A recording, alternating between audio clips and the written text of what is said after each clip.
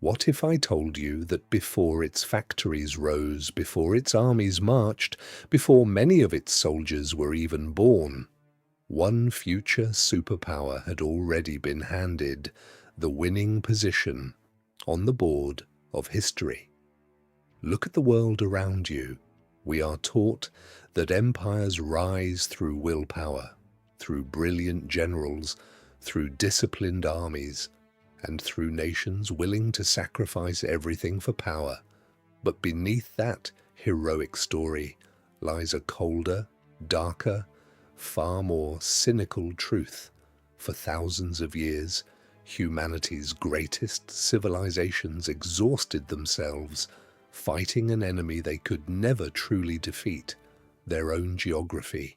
Rome poured unimaginable wealth into defending frontiers that never stopped bleeding, only to watch its economy bend beneath the crushing weight of military overextension. Imperial Russia starved generations of peasants just to force open a window to the sea, burying countless nameless laborers in frozen forests and endless tundra, trying to bind together an empire stretched across 8 time zones of isolation. And then, look at Europe. A crowded continent, a fractured continent, a continent where every nation lived within striking distance of another nation's knife. For 1,000 years, the Rhine, the Danube, and the plains between them drank the blood of millions. Why? Because European geography was not a gift, it was a cage. But there was one land that escaped this ancient curse.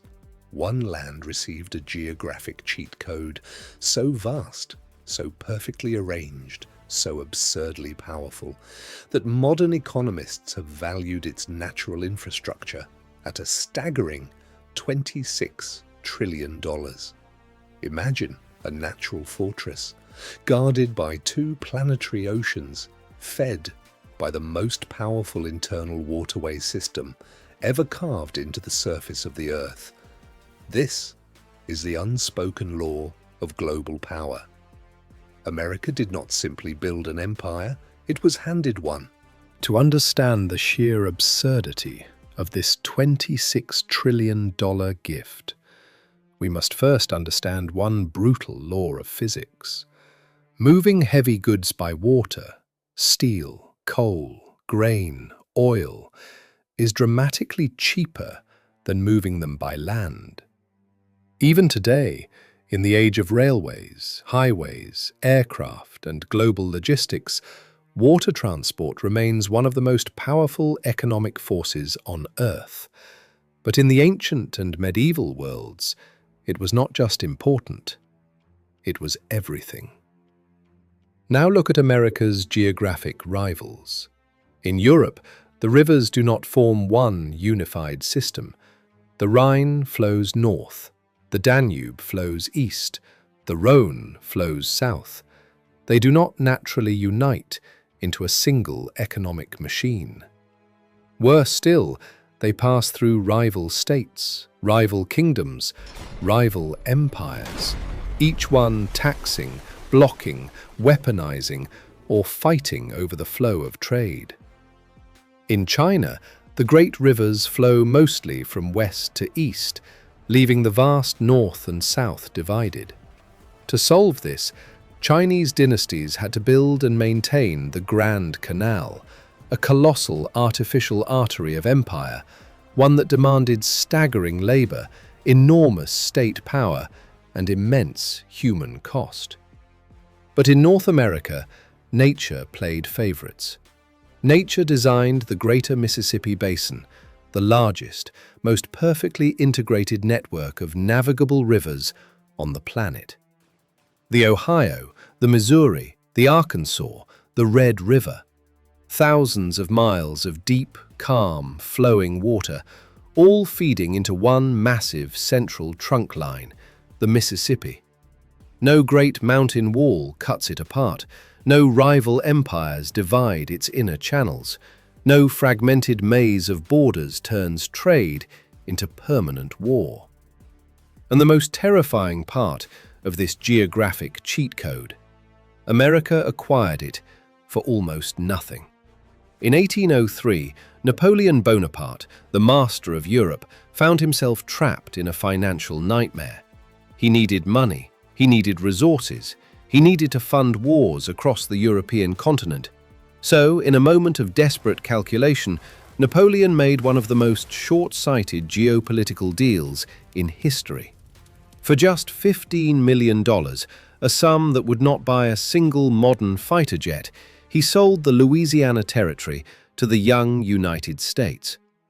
Napoleon believed he was discarding a wild, distant, almost useless wilderness. He had no idea that he had just handed his future rivals the keys to a continent. With one stroke of a pen, the United States inherited the Mississippi River system, and with it, the greatest natural economic highway in human history. While European empires spent fortunes building vulnerable railways, canals, and military roads, American farmers and industrialists could load their grain, timber, coal, and raw materials onto flatboats and let gravity carry their wealth across a continent for free. This internal water network did not merely help America grow, it detonated the most explosive accumulation of capital the modern world had ever seen. But wealth means nothing if your enemies can simply cross a border and burn your cities to the ground. This brings us to the second part of America's geographic gift, the luxury of almost zero geopolitical anxiety. Look at the world through the eyes of a military strategist. To attack Germany, you cross the North European plain. To invade Russia, you march through the flatlands of Poland. To strike France, Austria, Poland, or the Low Countries, you often begin by crossing land that has been crossed by armies for centuries. But how do you invade the American mainland? From the east, an enemy must project power across 3,000 miles of the Atlantic Ocean. From the west, it must cross 5,000 miles of the Pacific. These are not just bodies of water, they are planetary walls. In the long and bloody history of warfare, launching a successful invasion across such vast oceanic distances is one of the hardest military operations imaginable. Consider the nightmare faced by the Axis powers during the Second World War. Both Nazi Germany and Imperial Japan understood that a full-scale invasion of the American mainland was fantasy. Why? Because of the tyranny of distance. A modern invasion fleet requires fuel, food, ammunition, replacement parts, transport ships, air cover, naval escorts, and an endless supply chain stretching across hostile ocean. Before an invading army could even see the American coastline, it would already be exhausted, exposed, and dangerously far from home. And once it arrived, it would face a defended continent, backed by industry, manpower, and land-based firepower. For centuries, European states poured enormous portions of their national wealth into standing armies, border fortresses, trenches, conscription systems, and defensive lines, all to survive the country next door.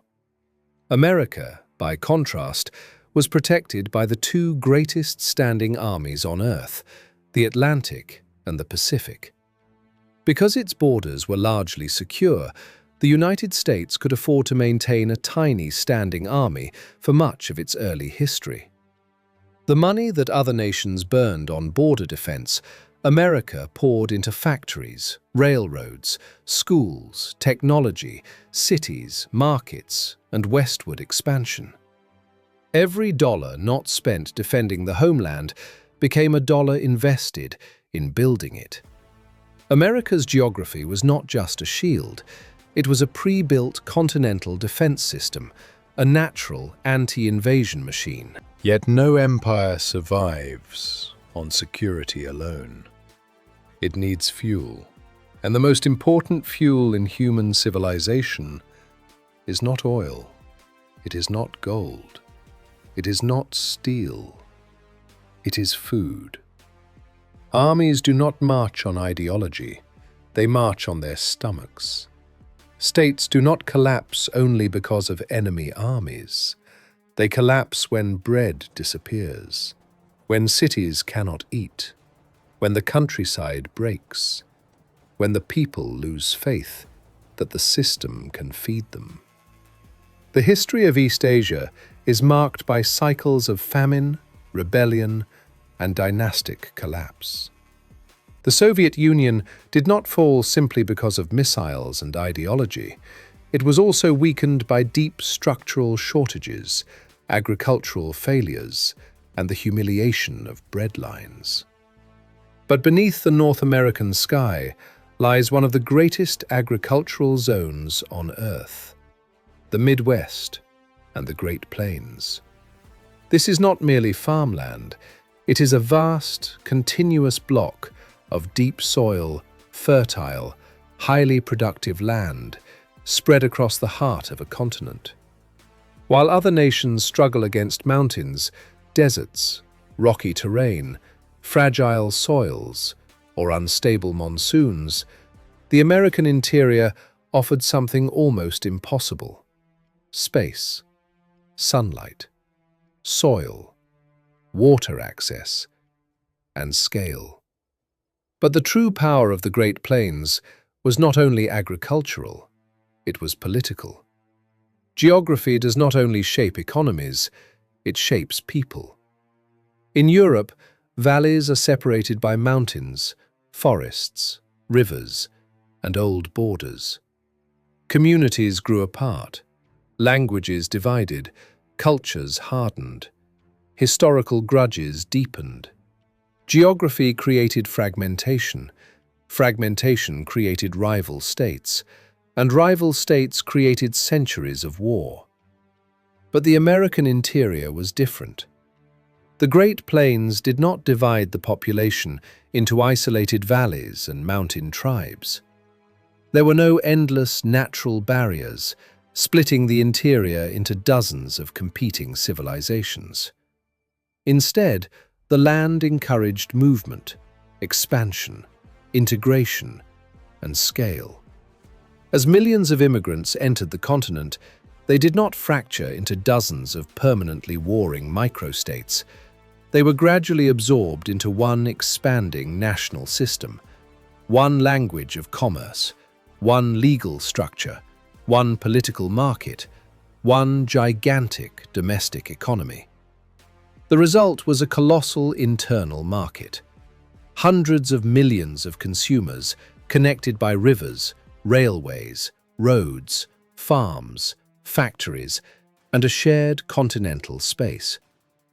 Fueled by an almost unkillable food base, the North American continent was not merely large, it was structurally designed to become one unified power. But even the most perfect fortress has a weakness. And America's geographic fortress had one fatal choke point. Every river, every bushel of grain, every shipment of timber, every ounce of economic power flowing out of the American interior had to move downward. And much of it passed through one narrow, vulnerable funnel: New Orleans and the Gulf of Mexico. If a foreign empire could seize control of the Gulf, if it could close the mouth of the Mississippi, if it could strangle the exit point of America's internal waterway system, then the entire economic engine of the continent could suffocate. The fortress would become a tomb. The British Empire understood this perfectly. In the winter of 1814, during the War of 1812, Britain sent elite, battle-hardened troops toward New Orleans. These were not amateurs. Many were veterans of the wars against Napoleon. Their objective was brutally simple: seize the throat of the continent, lock down the Mississippi, and choke the young American Republic before it could fully rise. But once again, geography chose its favorite. The British forces were forced into the swampy, narrow, unforgiving terrain of Louisiana. The bayous restricted their movement. The mud slowed their advance. The landscape denied them the open battlefield they wanted. And on January 8, 1815, a strange coalition of American frontiersmen, militia, pirates, and free black soldiers, under the command of General Andrew Jackson, stood behind defensive earthworks and canal lines and shattered the advancing British army. In less than half an hour, some of the finest soldiers of the British Empire were cut down. The lesson was unforgettable. The United States realized that if it wanted to protect its continental gift, it had to control every threat around the Gulf of Mexico. And over the next century, America acted with ruthless geopolitical clarity. It acquired Florida from Spain. It pushed westward into Texas and the Southwest. It fought Mexico and seized vast territories. It expanded across the continent. It neutralized rival influence in the Caribbean. It turned the Gulf of Mexico into a protected American sphere. By securing the Gulf, America locked the final gate on its geographic vault. The river system was safe. The interior was secure. The oceans guarded the walls. The fortress was complete. Geography dictates the birth of empires, and sometimes it dictates their death.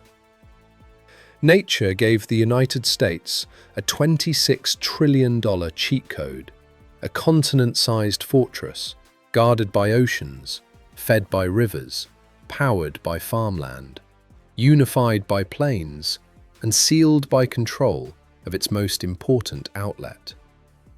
No foreign armada could easily break it. No neighboring empire could simply march across its heartland. No external enemy could easily strangle it from the outside. But history teaches a darker lesson.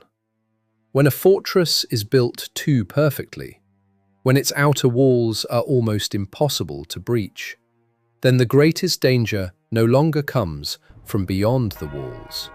It comes from within. When internal trust collapses, when cultural unity fractures, when institutions decay, when the people no longer believe they belong to the same story, even the greatest geographic gift on earth cannot save an empire from itself. Because in the end, the strongest fortress in the world does not fall when the enemy breaks the gate. It falls when the people inside stop defending it. If you want to decode the hidden mechanics of history, the cold truths behind the rise and fall of civilizations, subscribe to Hidden Origins. The story is just beginning.